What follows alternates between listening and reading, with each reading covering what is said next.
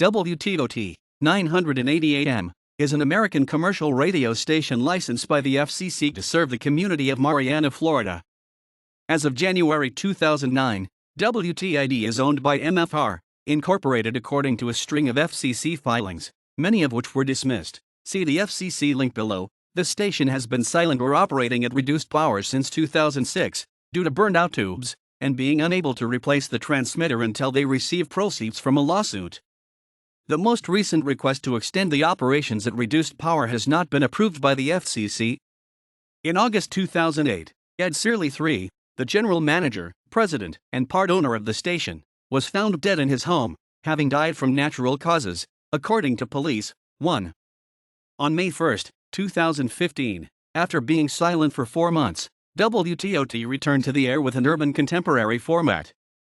On January 15, 2016, WTOT went silent.